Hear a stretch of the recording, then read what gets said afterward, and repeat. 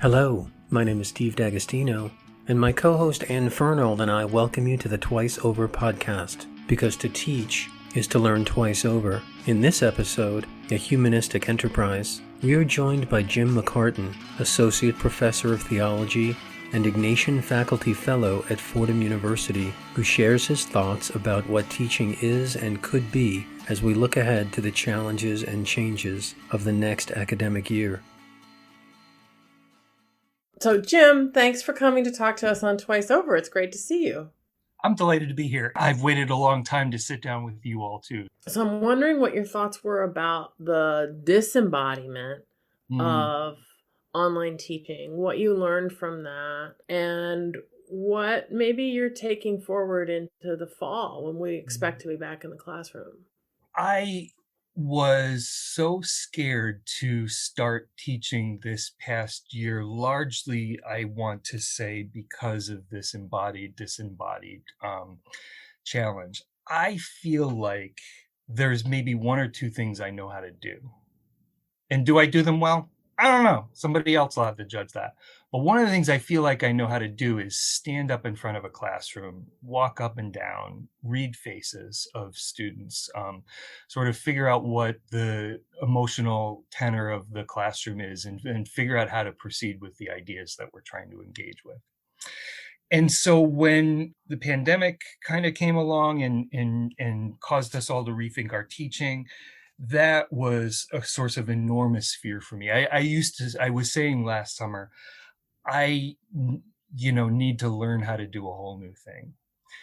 As it turned out, there's some truth to that, right? But I've also interestingly found that doing hybrid models, I was able to be in person with students to a certain extent, but most of the time, most of my students were online.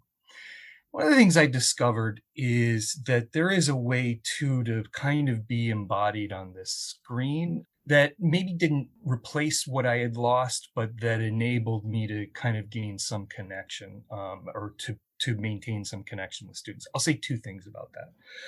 First thing is this: when it comes to my own engagement with students, what I really valued was let's say out of 35 people in a class, the 2 or 3 who maybe turned their camera on and allowed me to see their faces and their eyes. Or when I was in person, the 1 or 2 people who I could read above their masks and tell what was going on. And so I felt like those people enabled me to kind of hold on to a line of continuity with my past self as a teacher, and to kind of be present to that emotional thing that I feel I'm doing in the classroom and trying to read always. Second thing is, from my own side of the screen, my mother, I think I am my mother reincarnate, which we can get into in another session. But at any rate, but my mother, I think, like me, was somebody who had a lot of facial expression, and who I always, when I would watch Lucille Ball as a little child, and I love Lucy reminded me of my mother in terms of her facial expression. That's amazing. I find that I kind of have these really over the top facial expressions at times, or people sort of react. It's like, why are you so, oh no, that's just normal for me. That's just normal for me to kind of have that strange, over the top face. And so I felt like that was something that enabled me to continue an embodied kind of relationship and connection with students, despite the fact that I'm doing it in a medium, by the way, that I would never choose, that I would never have chosen before. And now actually it's grown on me in ways that I wouldn't necessarily say I prefer it, but I think there are ways in which I feel like I can use it. So I'll say that to start. So Ann and I have been thinking about the conversations we had over the past year. I experienced initial conversations mostly to be technological. How do I use this tool? How does it operate? Where do I get it? And then we moved into this phase that was instructional. How do I teach with this tool? Can I replicate what I used to do in the classroom through this tool, through this environment? But I think the last 3 months or so, the closing out of this, spring 2021, the conversations have been more, I don't know if the word is spiritual or moral, but really more centered on some of the themes that you were talking about, like connectedness and meaning, the affordances of being in one another's physical presence that really don't have to do much with the content per se, but just the context. And also what the pandemic revealed around persistent and in some ways invisible inequities, and challenging or undermining the belief that all students begin from a similar starting point in my class, and I measure their development from that starting point. Mm-hmm. But now realizing that that's just a fallacy, right? That's a convenient kind of fiction that lets me believe that I'm fair in my assessment and evaluation, and that there's some kind of objectivity in my analysis of their achieving of the competencies. And it leaves, I think, the knotty problem of, now that I know, what do I do? Does that make sense to you as a person who operates sort of in the dimension of spiritual conversations?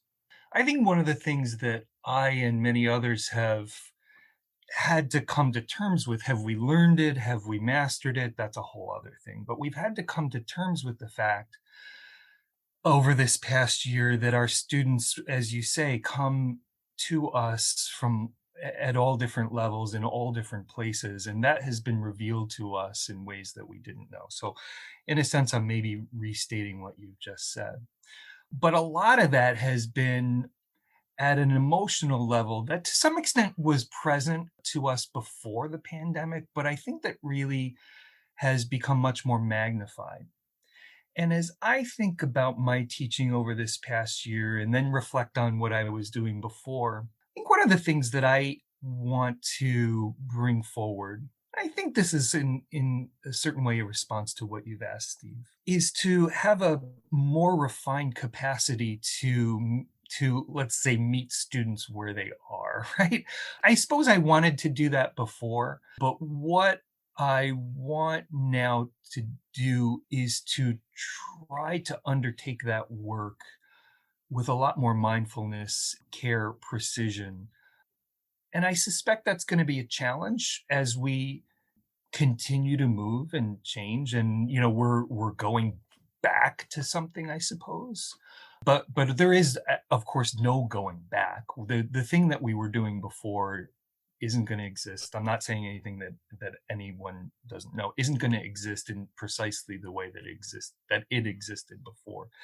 And so I think the challenge that I want to kind of put to myself is to figure out how to be the flexible, present teacher that I hope that I was this past year going forward.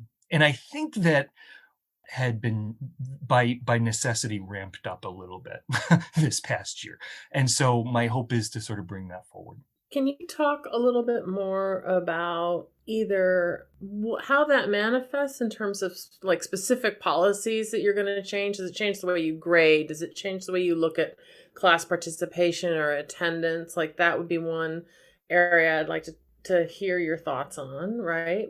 How does that idea of being flexible and meeting students where they are actually translate into practice? And then the other thing I'd love to hear you talk about is how that connects to your sense of student learning. And let me add a word that I think is in tension with this flexibility, which is that old word about rigor, right? Like it's important that I'm rigorous. It's important that I demand a bunch of my students, that, learning happens in conditions of stress, that we can't learn unless we're pushed. And so how do we think about balancing flexibility and understanding of our students' variable needs?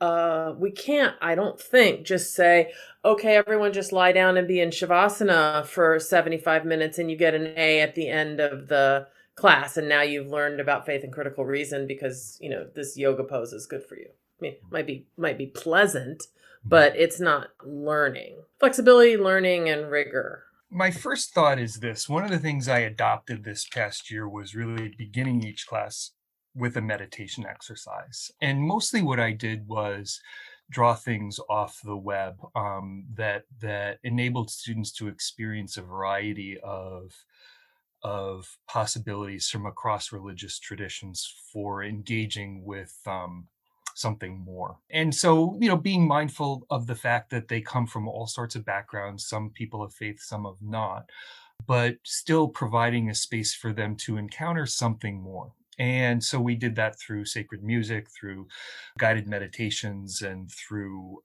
even sometimes just sort of a little comedy act that I would pull up that I think had spiritual content.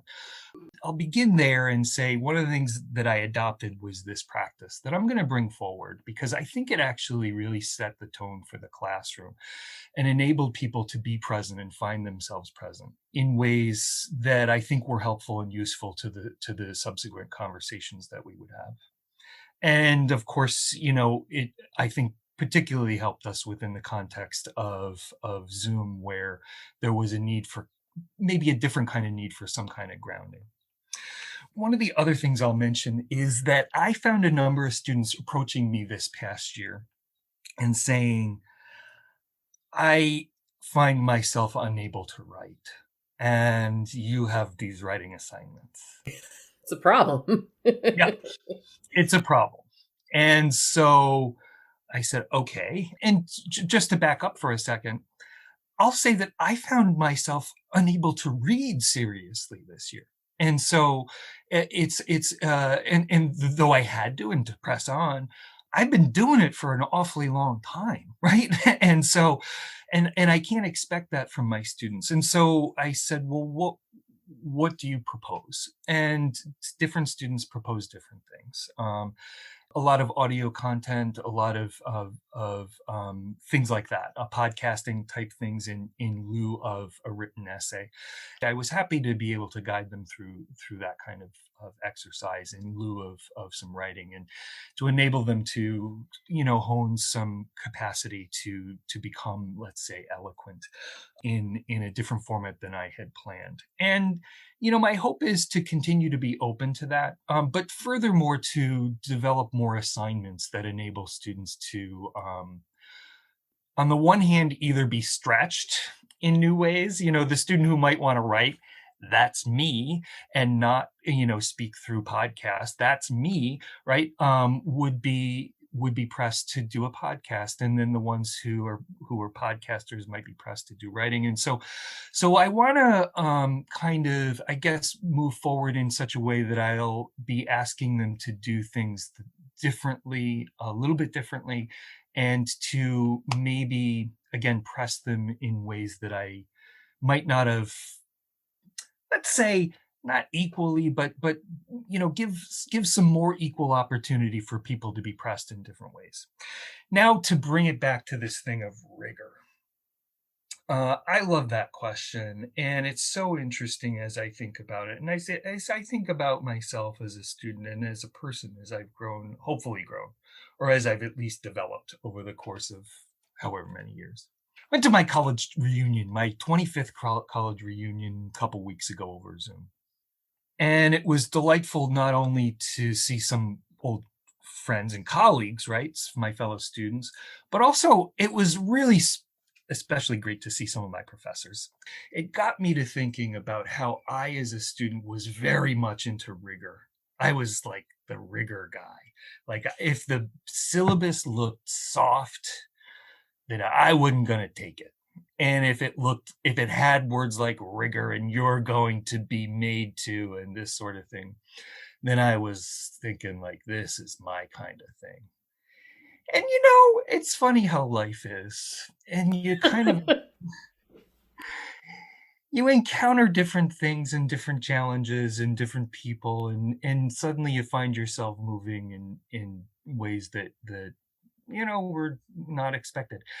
I'm probably the last person now who's going to put rigor in my syllabus. I want it to be sort of self-evident that this isn't going to be easy, and I think it is. And I do ask my students to work hard, and I'm always saying to them, you are working hard. This assignment is hard for you. So when you are struggling because it's hard. I guess what I have come to value is a balancing of being challenged with being supported. And I suppose I didn't necessarily value that as a younger person. I just wanted somebody to kick my ass and say, go out and do this and either sink or swim. And I don't want to do that as a teacher. So I guess, things that I've been learning over the course of an academic career, I think were affirmed over the course of this past pandemic year in terms of my teaching and my desire and what I desire to be as an instructor, a colleague. I'm somebody who doesn't use technology as willingly as other people, in part because I'm easily distracted. And I know that technology for me becomes a means of distraction too often and too easily. And so, in part, it may be that I haven't quite developed the appropriate disciplines about my use of technology, right? I don't know the right answer to that, but that leads me to say this. I don't necessarily have the appropriate vision for what, let's say, post-pandemic teaching will or ought to look like. But I'll say two things about it. I think it would be desirable for us to think about our teaching as a humanistic enterprise, right? Or to reconnect with our teaching as a humanistic enterprise and think about ways in which technology can enable a humanistic enterprise. I'm talking about whether we're teaching in the business school or the law school or the School of Education or School of Social Service, not just in arts and sciences. How can we ensure that this remains a humanistic enterprise? The second thing I want to say is that if in fact that is a good way to go forward, if in fact, education as humanistic enterprise is ultimately a desirable goal for us moving forward out of the pandemic, I think it's based on practice. And what do I want to say about that? I don't necessarily just mean practice in the classroom. I think it means practice of living and ways of being in the world. And so I really do think it's an opportunity for us to think about ways in which we can support faculty colleagues in humanistic practice, let's say. And so in my own work with faculty development, I try to do a little bit of that. And I could say some more about that. But I could also think, for example, of ensuring that faculty colleagues are given access to practice that can ground them, and to then be able to think about that practice as feeding into their life as a teacher scholar, not just as something ancillary and that they do as a person. I often will say to our faculty colleagues, what's most important to me in engaging you around, let's say, the questions of Jesuit Catholic mission at Fordham University is to engage you as the person and the scholar teacher that you are. And I would like to say that for reasons I think I understand, and maybe even some good reasons, there can be a strong dividing line between those things, between the person and the scholar teacher that we are. But I wonder if there are ways in which we can be creative about being supportive of people as both the persons and the scholar teachers that they are, so that these practices can sustain them and can be understood as being sustaining across the various intersectional persons that we ultimately are. I would like to think about ways in which various practices can ground us in order for our work to be, as scholars and teachers, to be humanistic. And I think we need, first of all, perhaps an apparatus to think about the connectedness of all these things.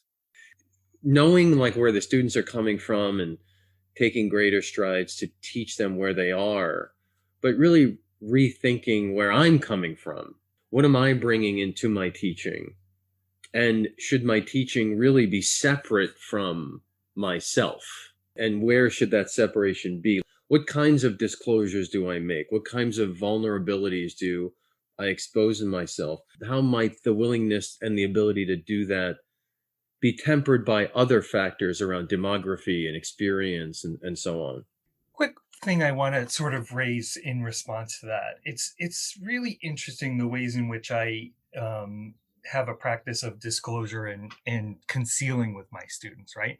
And I try to disclose ways in which I can be seen as vulnerable to them. And I actually also I want even for them to laugh at me a little bit. I show them my flip phone. At some point in the semester, I'm like, look at this. And they're like, what a square, or however they might say it. But I want to expose myself as vulnerable to them in various ways. And I want them, first of all, to be able to laugh at me a little bit. But really, another thing that's really important to me is that I don't play all my cards, or I don't show them all my cards. And let me give you an example of this. So I teach faith and critical reason. It is not my job to convert anybody. Sometimes students come in with this fear that this course is going to be designed to kind of convert them and to make them into, good something or others, people of faith or whatever. That's not really my job. And so I am very circumspect about my own sort of positionality when it comes to faith. As it turns out, I'm a person of faith, right? But at the end of the class, sometimes they'll say to me at the end of the semester, like, what are you? And often enough, and to me, it's a little bit of a scary question, right? Because I've done a lot of work to kind of gain their trust and to make them feel like I'm not selling them something, right? So, but at the end, well, I'll say like, well, what do you think I am? And some of them will be like, I don't know, I'm confused. I think you might be Jewish. Okay. Somebody else, will say, I don't think he's Jewish. I think he's atheist. And another person will say, like, he's totally Catholic. And as it turns out, I am a Catholic. I'm a believing Catholic. But one of the things about that encounter and that engagement that I sometimes have with my students, and I've done a really hard work at trying to kind of gain again their trust by making them know that I'm not trying to sell you something. It is a work of concealment for me. So it's very interesting. I want to be vulnerable and present to them as myself, but I also don't want to give away everything. And so I find myself in this interesting space. One of the choices that I made when I became a parent was to really make sure my students knew that I was a mom, because I have a lot of students who haven't met women who are super committed to their careers, who are also mothers. And I wanted all my students to see both of those identities interlocking in the person who was, leading their class that semester. Because for the men and the women, for all the students in the room, that was an identity that for many of them was a little bit on the rare side. And so I always tell them that I have kids, and then I'm proud to have kids and that they're an important part of my identity in my life, and I adore them. And I'm also, going away for a conference, so there won't be class on Thursday, right? I wanted to ask you a little bit more about the faculty development work that you do, because there's a lot of the work that you do under the aegis of mission integration and planning. And I wonder if you can talk a little bit more about, from your perspective, what you feel like faculty need to be stronger teachers, to be better instructors. Much of my work around faculty development, as it turns out, is about trying to build communities of people at Fordham, or a community of faculty at Fordham. I'll say that one of the things I think that faculty colleagues of ours most want is a sense of sort of an experience of kind of having a meaningful relationship to one another and to their institution. Much of my work ends up being about trying to create contexts in which faculty are given the opportunity to build those kinds of relationships with one another and with the institution.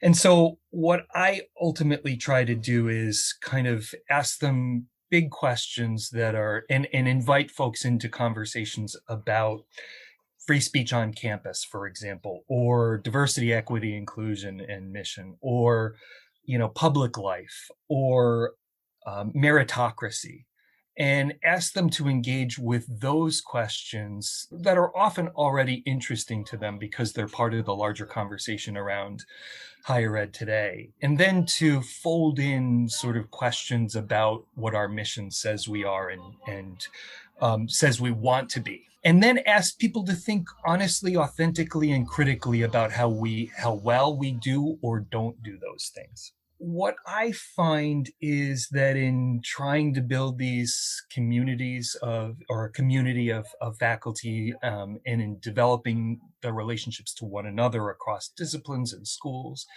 and to the institution, I find two things. One is a lot of times I think people don't feel like they've ever been invited into a serious critical conversation where they can be authentic, authentically themselves and authentically critical about the institution, and be invited to that in ways that are supportive. And I think that is something, that you're doing, that we're doing, authentically inviting and engaging. And so I think we definitely overlap in our work, where I think we're both trying to create these experiences of meaningful community. And I'll say this too, in answer to your question of what is it that people can use, to become better instructors, to be better instructors, I guess I'm going to fall back on that. It was pointed out to me recently that a lot of times our self-identification as scholars is across our disciplines. And so we end up being closer to people, let's say at NYU, who are in our discipline, or at Santa Barbara, who are in our discipline, than we are to the people in our own contexts within our own universities. A foundational part of the work that I try to do with our faculty colleagues is a sense of interdisciplinary intellectual community, that is to develop a sense of interdisciplinary intellectual community that can be sustaining at a level of beyond just ideas, and into an experience of meaningful intellectual community. Now, do I have the data that can that can show you that is valuable for people's teaching? I actually don't. And yet, I think as we try to be agile teachers, as we try to be supportive instructors and mentors, I think the capacity to engage interdisciplinarily across the boundaries of the law school and the ed school and the colleges of arts and sciences, I can only think can be helpful and can be a part of a larger toolbox in sustaining us and in enabling us to improve in our capacity to be good instructors and mentors. The other week, Steve and I both participated separately in a retreat that you planned. My question is, one of the prompts of this day-long retreat was to invite us to narrate our post-pandemic future. And at the end of the day, we came together and kind of talked about what had emerged from us in our reflection, in one-on-one conversations, and in small group conversations. And I'm wondering, from your perspective as facilitator, you got to hear a lot of different comments. What emerged from you as major themes? Maybe what surprised you and what you heard from our colleagues about how we as Fordham faculty are thinking about moving forward. Yeah, thanks. And that was a pleasure to be able to engage with colleagues across the schools, for three different versions of the same retreat. We had about 50 people participating from every school. And across those 3 days, the intended sort of movement of that retreat was first to ask people to narrate a pandemic and post-pandemic story about themselves to themselves, and then in small groups to another person, and then finally to bring people together to think about how to narrate ourselves into a future and into a shared future.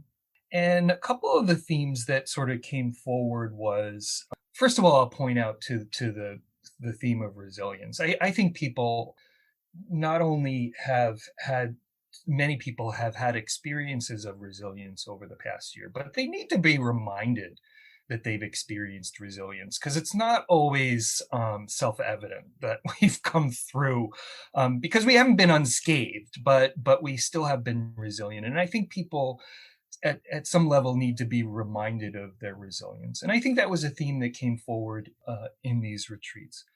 Another theme that came forward was an experience of unhappiness, even anger with Fordham as an institution, with other institutions that people are engaged in and with, and the ways in which these institutions have been adequate to the challenges of the moment. And it's really important for me in my work to be able to create a space where people can give voice to those concerns, sadnesses about institutions.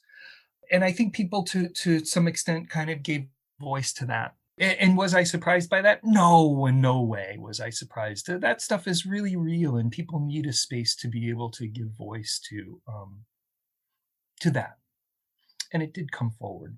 I'd love to hear you just share a story of a teacher who mattered to you and why that person stands out in your memories. So, typically I'm not going to give you one person. I'm going to give you three, and I'm going to do it quickly. The first is the woman who taught me, I believe, how to write. And her name was Mary Katherine Barron. And she's a religious sister, and she taught me in high school when I was in 9th grade, and again when I was a junior and senior. And for whatever reason, she used to kind of give me a hard time and sort of push me around a little bit in ways that were appropriate, right? But she taught me how to write, and I always think of her when I write a sentence. Well, not every sentence, but when I'm writing something, I always think back to Mary Katherine Barron and how crucial she was in my development as a person, because I find that I only think in my writing. So there's one. Number two is a guy by the name of David O'Brien. David O'Brien was my college mentor, and a dearest friend until this very day. And the godfather, and he and his spouse, Joanne, are godparents to my middle child. And David is and always will have been a gift to me, because he ushered me into the academic world and just enabled me. And he told me probably one of the best bits of advice I ever got from an academic colleague. And I didn't believe it at first, but it rings true. He said, listen, you're going to love the academic life, but you're going to need things beyond it, because it will not fulfill all your needs. And I'm like, when he first said that, I'm like, yeah, whatever. This is great and fun, and I love it. And I realized, like, he was for real. You need other outlets in your life, right, than this academic thing, which only will carry you so far. And the third person I'll say is my graduate mentor, a guy by the name of John Mcgreevey. Mcgreevey's like a real historian. Like, he's a really good historian. And, John, I think when he met me must have been confused, because I'm not that smart, and I'm not, I was rough around the edges. And I remember he said to me in, let's say my first semester of grad school, I think you're naive, and I think you need to learn an awful lot. And, John was absolutely most forthright with me. And my response to him was, and I remember this as clear as day, I was thinking about it recently, I think you're right, John. And, it was, and